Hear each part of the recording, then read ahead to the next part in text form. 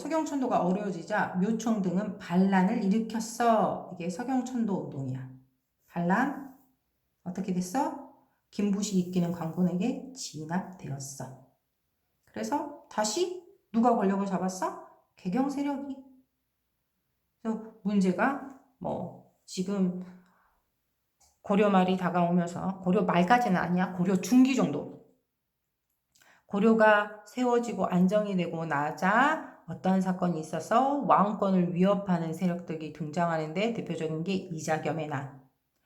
왕권을 회복하기 위해서 왕은 새로운 인물들을 통해서 정치 개혁을 하려고 해. 그게 서경파 세력이었어. 근데 이 서경파와 개경파가 대립하지만 결국은 개경파가 이겼다.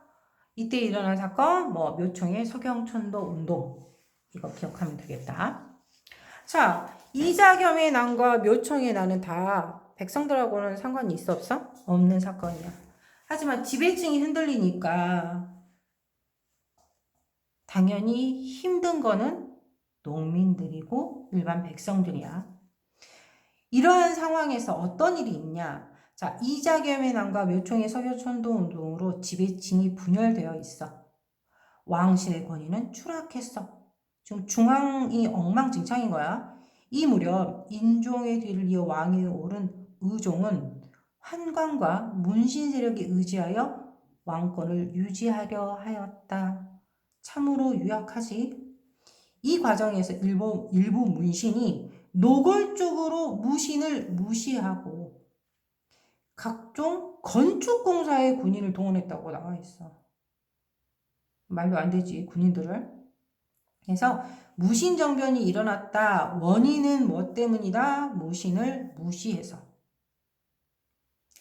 결국 정중부, 의방 등, 이의방 등 무신들이 의종의 실정, 문신들의 차별대우, 이것에 반발하여 정변을 일으킨다. 그래서 원래 전쟁에 능했던 애들이니까 문신들을 다 죽이고 자기 입맛에 맞는 왕을 올리지. 그래서 권력을 차지했는데 이게 바로 뭐야? 무신정변이야. 원래 무신들의 회의기구가 있었어. 중방. 이거를 기존에 있던 정치기구를 대신해서 최고의 권력기관으로 세워. 이 옆에 무신 집권자들 변천이 쭉 나오지. 정중부, 이의방 이렇게 나왔잖아. 그러니까 정중부, 이의방이 난을 같이 일으켰어. 근데 얘네들 안에서 권력 다툼이 계속돼. 그러니까 이 밑에 있던 애들이 얘 치고 내가 권력을 잡을 거야. 그 다음에 권력을 잡은 애가 경대성. 그 밑에 있던 애야. 나도 얘 제끼면 내가 최고가 될 수 있는 거야? 얘 제끼고 시작된 게 이은미. 이래서 엄청 초반에 엄청나게 혼란을 겪어. 이 서로 자기들이 권력을 잡기 위해서.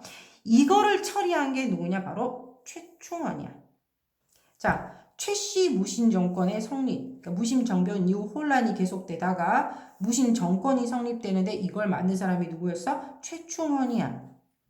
무신 정변 이후 무신들이 권력을 독차지하기 위해서 계속된 싸움이, 이 과정에서 최고 권력자가 자주 바뀌었고 결국 최충원이 권력을 잡은 이후부터는 4대 60여 년간 최고 권력 자리를 지켰다. 최충원이 60년 동안 권력을 잡았다라는 거야. 그러면서 이제 얘가 권력 기구로 만든 기구들이 있어. 어떤 게 있는지 보자. 최충원은 집권 후 봉사 10조를 내세워서 개혁을 주장하였다. 최충원의 개혁안 이름이 봉사 10조야. 자, 그러나 실상은 지배기구를 추가로 만들어 막강한 권력을 행사하는 일로 다 자기 멋대로 쉽게 말해 행정 업무를 봤다라는 건데, 정치 업무를 봤던 게 교정도감이야. 국가의 중요 정책을 여기서 결정해. 네, 군사적으로는 도방이라는 것을 만들었는데, 도방과 삼별초. 삼별초는 세 개의 특별한 부대라는 뜻이야. 개경 수비와 치안을 목적으로 만든 야별초. 여기서 분리된 좌별초와 우별초. 그리고 몽골의 포로에다가 탈출한 군사로 구성된 신의군. 그러니까 야별초하고 신우군이 더해진 건데 야별초가 좌별초, 우별초 이게 두 개가 있었어. 그래서 삼별초가 된 거야. 이 사별초와 같은 사병 집단을 이용하여 자신의 권력을 지켜놨다. 그러니까 군사적으로는 도방, 삼별초. 나중에 그 최우라는 사람이 이 최충원의 아들이야. 정방을 만들어서 정방은 뭐 하는 곳이었냐? 바로 관리들의 인사행정을 담당해. 그러니까 얘네들은 다 군인이잖아. 일반 행정 업무를 볼 줄을 몰라. 그러니까 말 잘 듣는 문신 애들을 포섭해서 자기들이 부린 거야. 그래서 정방이라는 기구를 만들어 놓고 관리들의 인사행정을 담당했다. 그러면서도 뭐 외국과 관련된 업무라든지 이런 거 잘 모르잖아. 그래서 이규보와 같은 문신을 등용해서 국가 정책에 자문을 받기도 하였다. 그러나 생각해봐. 문신들이니까 제대로 백성들을 위한 정치를 했겠어? 자신의 이익을 위한 정치를 계속했겠지. 그 가운데 누가 가장 고통을 받아? 일반 백성들이. 그래서 무신 정권기의 집권자들의 수탈이 더욱더 심해지니까 백성들은 너무너무 힘들어졌어. 왜? 중앙정부의 행정력이 약해지면서 지방 통제를 못해. 권력자들은 백성의 땅을 빼앗고 그래서 농장을 확대해. 이게 농장이라는 것은 우리가 생각하는 팜 이런 의미로 생각하면 안 되고 땅을 넓혀서 대규모의 어떤 토지 농사를 소작이나 노비를 통해서 짓는 그런 데를 농장이라고 하는 거야. 농장을 확대해, 이 권력자들이. 또 지방관들은 과도한 세금을 걷어들여가지고 자기 이속을 챙겨. 이러한 상황에서 백성들이 결국은 봉기를 일으키지. 백성들의 봉기. 무신 정권을 이제 없애자. 못 살겠다. 이런 일들과 함께 더불어 무신들이 일반 평민들이었잖아. 그러다 보니 낮은 신분인데도 저렇게 출세를 하네? 그럼 나도 하층민 자리에 그대로 있을 필요가 없지. 그래서 난을 일으키는 그런 사람들도 많았어. 대표적인 게 특수행정구역이었던 공주 명학소에서 망소이 형제의 봉기, 망소이의 난인 거야. 또 충청도 그러니까 뭐 얘네들의 이 봉기가 다른 지역으로 이제 연결이 쭉 되겠지. 그래서 여기저기서 엄청나게 많은 신분 상승을 위한 봉기와 더불어 일반 백성들의 농민 봉기가 함께 우후죽순으로 막 일어나. 경상도 지역에서는 김삼이와 초전에 난이 나오는데 여기 보면 김삼이의 난, 효심의 난, 뭐 얘네들이 모두 다 그래. 그러니까 김삼이의 난, 효심의 난, 뭐 이런 거야. 이렇게 무신 정권에 저항하는 백성들의 봉기가 여러 곳에서 계속되었다. 그러니까 여러 거 다 외울 필요 없고 어떻게 하냐? 무신에 대한 차별 대우 때문에 무시 정변이 일어났고 이 정변에 성공한 무신들이 중방을 중심으로 권력을 이어가려고 했지만 자기들끼리 계속해서 권력을 탐하면서 어지러운 상황이 계속되었다.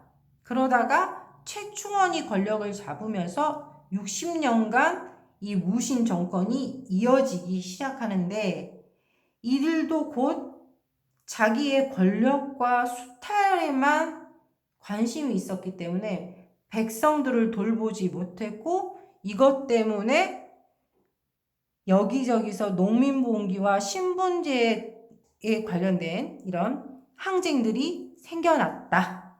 대표적인 게 망소이의 난, 김삼이의 난, 효심의 난, 더불어 천민들이 일으켰던 항쟁은 만적의 난이 있는데 이거는 위에 있는 애들과 좀 다른 게 신분 해방운동이었다.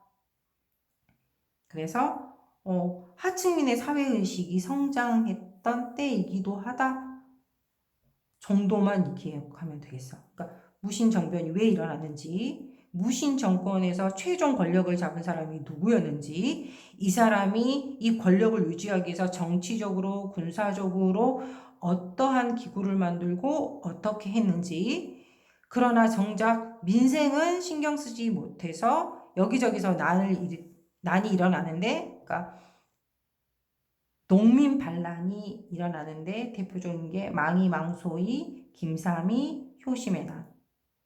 더불어 최초의 천민들의 신분해방 운동도 일어났으니 이게 만적의 난.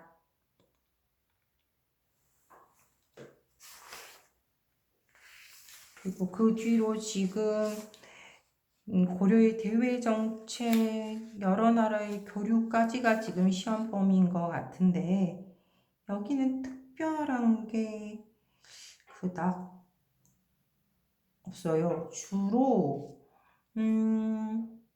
고려의 대외정책에서 연결돼서 나온 내용들을 쭉 할 거면 각국과의 관계가 지금 설명이 돼야 되는데, 대몽황제인 뒤에 나오니까 그것보다는 지금 대외정책 파트가 시험 범위에서 빠졌기 때문에 뒤에 이 부분은 요 지도만 좀 살펴보면 되겠어. 각국과 교류를 했는데 어느 나라와 교류를 했냐? 여진, 거란, 송, 심지어 아라비아와도, 그 다음에 일본과 교류를 했었는데 어떤 걸 수출하고 어떤 걸 수입했는지, 그리고 이때 여러 나라와 교류하면서 국제무역항이 성장하는데 이게 뭐야? 병란도라는 정도만 기억하면 될 것 같다.